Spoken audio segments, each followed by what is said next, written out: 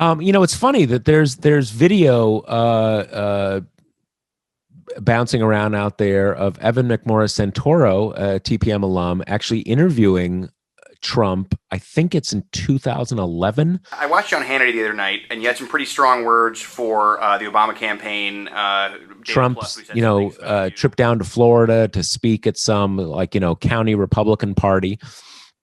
And we sent Evan down there, and he gets a little brief interview with Trump and asks him about birtherism. Well, I've brought it up, and I've reinvigorated that issue, and I'm very proud to have done it. And Trump has this very revealing quote where he says, Republicans he said, people love it. People love this, and especially Republicans. People love this issue, especially in the Republican Party. And there's something to what we're saying. Right. People love this, and especially Republicans. And it's a very Trumpian thing and a very accurate thing in the sense of whether it's true is irrelevant to him. It sells. And he was right. It did sell. And that is really kind of at the core of who Trump is and why he is and will have been one of the most unique and successful political figures in American history. There's no one else who has barnstormed into the process in the way that he did and become president. No one.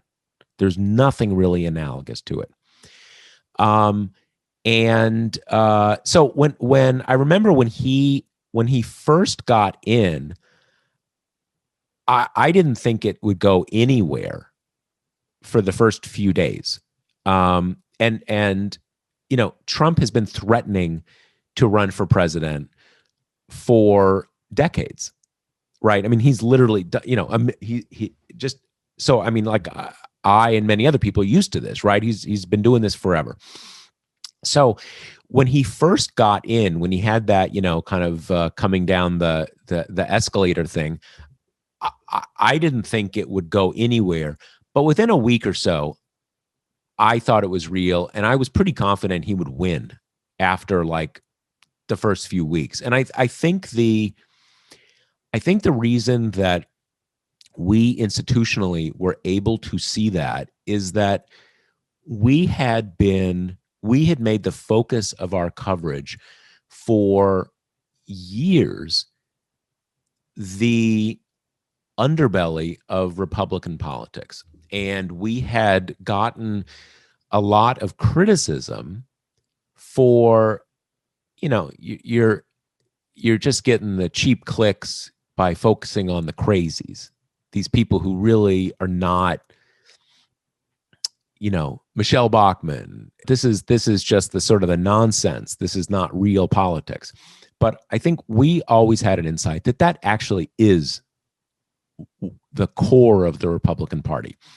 And that is the sort of, that increasingly became the motive force of the Republican Party. And that in some ways is, that's the story of John Boehner in his speakership, that and why his speakership went the way it did and ended the way it did, that for most of the Obama years, it's the Freedom Caucus that is really running the Republican Party, certainly the Congressional Republican Party.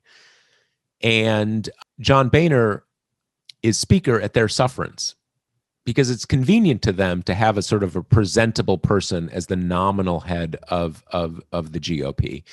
But they're really the ones who run it. Nothing happens without their okay. And Trump's genius was to say, I am going to try to run the party as a member of the Freedom Caucus, right? And you could just see, well,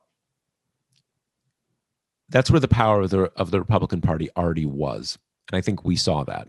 I think a lot of our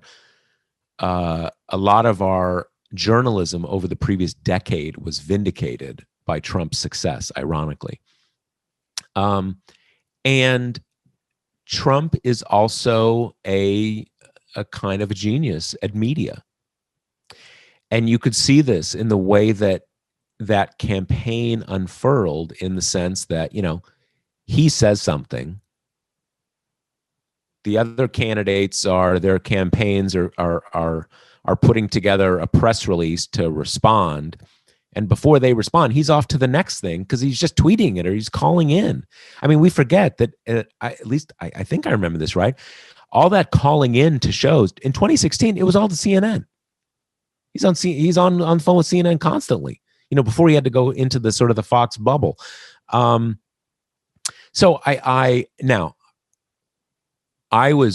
was pretty early on, I was pretty confident he was going to win the nomination. I did not think he was going to win the presidency. And that's what I really got wrong. I did not, there were several key things that I missed, that missed that. But for getting the nomination, I can say with a straight face, I saw it a mile away.